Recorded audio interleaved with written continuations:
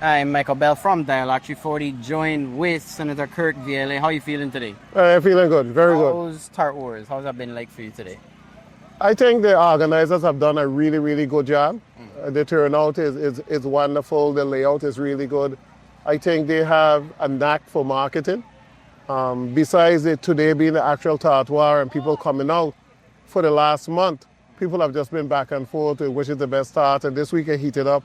I think every business place had some type of tart competition. So I think they did a really good job in kind of getting people together, camaraderie, being able to rib somebody about the fact that they're supporting the next tart. So, hats off to the organizers of Tart War. Gotcha. So, I got to ask, what's your favorite tart? Well, you can see the big shirt. Naturally, pineapple. And I think pineapple have won a couple segments already. They won the trivia and they won the free voting segment. So pineapple is doing very good. Gotcha. So I got to take it a little serious, even with all the fun and everything that's going on right now, right? So I had the opportunity at Mango Millie to talk to Lieutenant Governor Tregenza Roach about the duality that goes on in St. Croix, St. Thomas, St. John. Why is it that as a community, when it comes to these type of stuff, we come together, we have a good time, despite all the drama that goes on in the VI, all the issues that are going on, you coming off the heels of a deep session yesterday, Friday. So why is it we do this? We come together well, but on a regular basis, like we don't agree, we at each other's throat, we have a constant back and forth, administration, public, we killing each other as people. Like, why is it that we do this, but when it comes to the hard substance of being a community, we forget? Because this is not politics. And this allows you to forget about politics. It allows you to take a pause from all of the difficult issues facing the Virgin Islands. But everything else is politics. And you begin to talk about education, about healthcare, about the Parley Joseph Stadium that we spoke about yesterday on the floor. Those are issues that definitely polarizing for the community because you have one segment that's so frustrated, so disappointed. So it's out there. But this type of event allows individuals who are frustrated, individuals who are disgusting, to just have a couple hours of fun. So everybody come out, they have the camaraderie. Tomorrow it's going to be back to normal. It's going to be back to us trying to really improve the Virgin Islands and move in a different direction. But this is a pause. It's a temporary pause. So it's a good thing because you need these type of temporary pause to be able to allow individuals to relieve some of the frustration, relieve some of the stress, and that is happening today. And I'll push a conversation for that. I mean, we talk about frustration, but people frustrated on a regular basis, and it's not healthy for your physical or your mental stress. Your people afraid with the healthcare system, insurance. Your people are afraid that they could go out and catch a bullet over nothing. You got people that are concerned and they're afraid that anything could happen at a moment's notice. People in hurricane season, so people are really like, come with me, God forbid, come with me, come with not.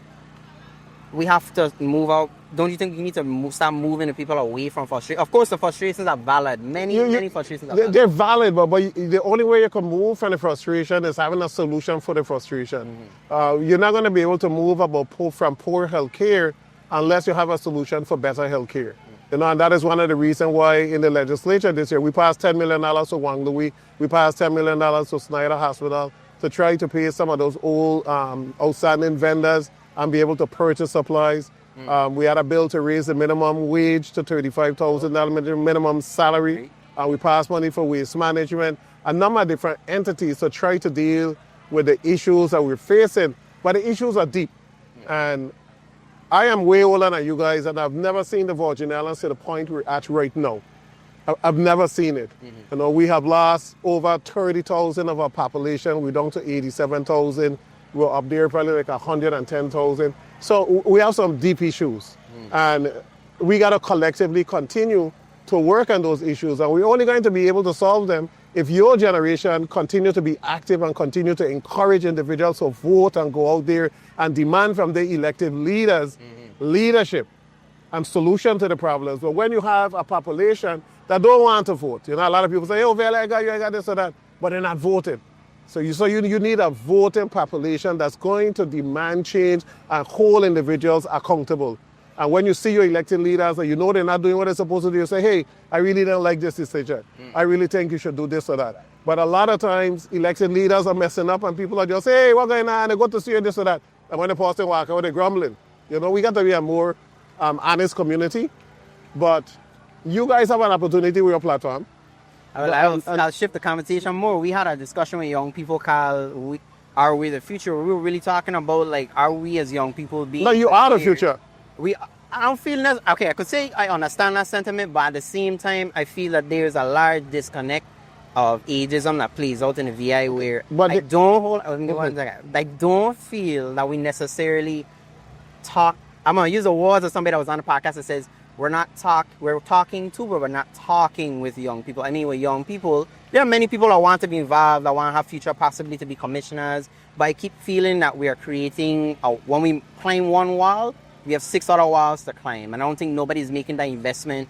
I put it on the record, I'm a GVI fellow. I've had amazing opportunities to walk into different agencies, from the Office of Management and Budget to DOF to the Office of the Governor.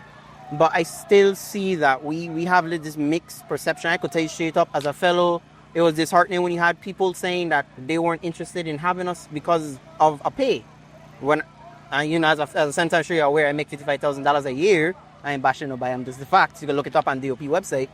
But they still made that insult to where, we're not interested, we're going to lower morale. But it wasn't an insult. You shouldn't take it as an insult. I asked a question within the office of the lieutenant governor as to why they were so hesitant to take fellows. And a number of the ladies that were there said, hey, well, I'm working for 25 years and I'm making 44,000. So I feel a way that I am showing somebody the ropes that's making more than me and I can't get a raise. I agree. So there were issues there. The pay of the fellows were more than a lot of other individuals, or more than a teacher with 4 or 5 years in the system. So it shouldn't have happened, but it happened, and that's a natural reaction.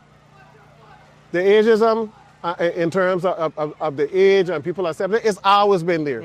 It was there when I was 25. It was there when I was 30. I became a high school principal at 30. There were issues. We didn't want him. He's so young. I was assistant principal at 25. We didn't want him. So it's always there. But when you look at the first question that you asked, is it our time or are we a part of it? Whether or not you accept it, it is your time, because you guys are the future.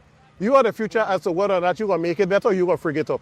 I agree. So I agree with that. If you decide to do nothing, then nothing good is going to happen. If you decide to fight, and it's always a fight. And I tell people, don't ever believe that it is going to be an easy path. The hardest part is for those who want to do right. The hardest part is those who become educated and want to do what they're supposed to do. But you got to continue that fight. Unfortunately, sometimes in the Virgin Islands, we don't look at the next side, because sometimes there are more of the next side, there are more of those that are not doing what they're supposed to do, and people gravitate towards that. But we need you guys. We need the fellows, we need those who are getting educated. I feel there's a disenfranchisement with this. There's always going to be that. But because shouldn't be have to stop moving away from you can't look at it as it shouldn't be. You got to deal with it that it is. And how am I going to get over that? You can't deal with the fact that, they don't want me to do this because I'm young. Because it was there when I was young. You can't apply for this position, you're too young. You can't get this, you're too young, But you got to continue to fight that fight. The issue that we're having now is that people are not focused on education no more. A lot of individuals don't realize the importance of education. But at the end of the day, I don't care what community you live in. You need doctors, you need nurses, you need teachers. You need engineers, you need architects, you need certified plumbers, certified everything. If our people don't step up to take the job, then we got to import. So when people come and say, hey, Vialet, why they importing someone Filipinos to teach? Well, you're not majoring in education. You want to be cooling on the corner. You don't want to do what you're supposed to do. So somebody going to take the job. So if Virgin Islanders don't step up and realize the importance of education, we are going to have a population coming in to take all of those jobs, and we're going to continue to feel, well, it ain't fair. Right. But is it fair to hire somebody that don't have the credentials, that don't have the training for a particular position? True. So you got to want it. And I've been telling you ain't got to want a 4-year college degree, But you can want a trade. Yeah. Yep. And you can want to become certified in that particular trade. But how are you going to contribute? You're going to contribute by, hey, I'm going to let me burn this up. I'm going to burn some more up. That's not contributing. You're going to contribute by, I got 5 children, but I'm not actually supporting none of them. I'm out here cooling. So we have to step up to the plate as Virgin Islanders and say, hey, we're going to be a part. You guys are already a part, whether you see it or not. You're a vital part, more vital than you probably have not realized. But you're a vital part because you are young men that are doing what you're supposed to do. So you are that small faction of young Virgin Islanders that are doing what you're supposed to do on a regular basis that we want these other little children to look up to. We don't want them to look up to the man that ain't doing nothing. So you just got to continue to fight and you can't get discouraged from the fight. I got 2 daughters and they work. My oldest is a civil engineer. She works in America in Charlotte. All of her boss is 60-something years old. I tell her every day, you have to fight the fight. You learn from them. You learn as much as you can from them. But you got to fight the fight. You can't run. You can't give up. You got to fight the fight. The difference in your generation to our generation is that when we came back to the Virgin Islands, myself, his mom in human services, and my wife in education, we took a job that wasn't paying a lot of money, and we dedicate ourselves to that. So I dedicate 30 years to education. I started at 14,000. I didn't make 40,000 until like 15 years after. When I left education, I was making 85. My wife, when she retired, was making 56,000 after 30 years in education. But we fought the fight because we realized the importance of being able to make sure that these young ones are going to have a solid education. But the younger generation, they enter into a job. 2 or 3 years, they're frustrated. I like the boss, I like the pay, I like this, I leave him. So you can't have any continuity of anything. So you can't have programs that are going to build. You know why Tart Wars are what you bring here today? Because they hadn't last year and they continue. Yep. So if they continue, it's going to continue to grow. But when you do something and you stop, you're starting over. So every time we have teachers in a school, young teachers, they work 3 years. And then they quit. They go someplace else. We starting over. I can't build a good academic program with a teacher that leaving. I was able to build Complex to be an academic powerhouse until I left because I had teachers that were with me for 15, 20, 25 years that dedicated to the job so I could have built programs. And that's what we need to do. And I'm going to drop with this last question before I let you wrap into the sun bonnet.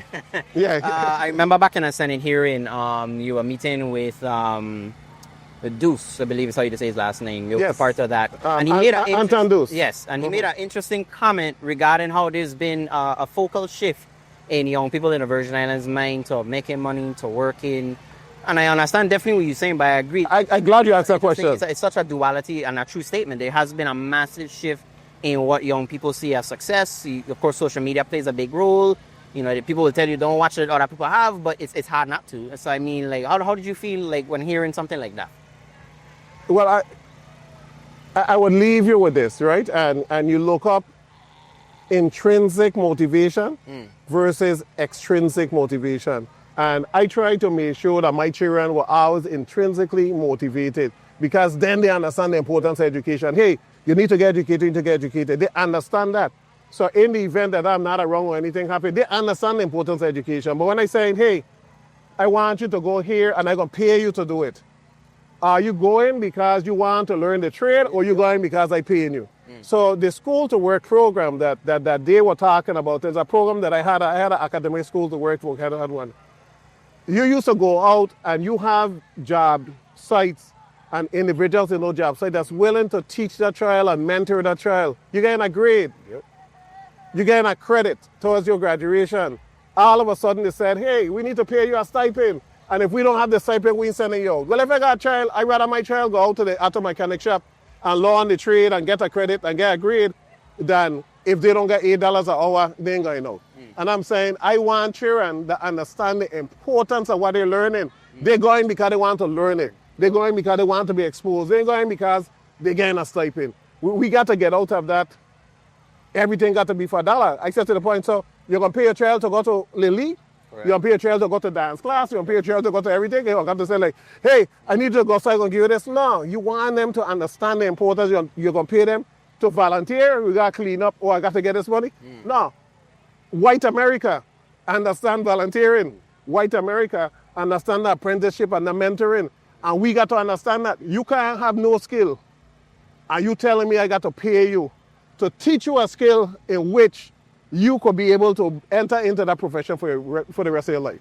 So I'm telling those them, hey, because you ain't got X amount of money, don't tell me you're not going to go out. What we need to do is that we need to make sure that you got a transportation to and from the job site, that we have the system where you could get graded and the credits and everything else. But We got to change the mindset of the Virgin Islands. This president, number 47, President Trump, he's literally saying, hey, nothing coming for free anymore, no. You want SNAP benefits? You're going to work 20 hours a week, or 20 hours volunteer, or 20 hours in education or a trade. You want SNAP? You're going to work 20 or work 20 or work. We got to get that. If we don't get that in our head, a lot of people here who coming out of school and just saying, hey, I could get 1 or 2 children, I could get SNAP, I could get this or that. It doesn't help the island overall. And you want the island to grow, you guys have got people that are engaged. It's been dialogue for the pineapple, coconut. We're just having a little back. Pina colada.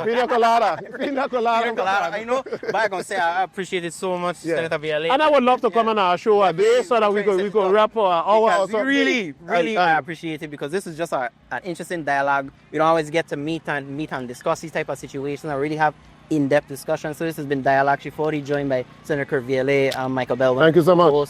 And yeah.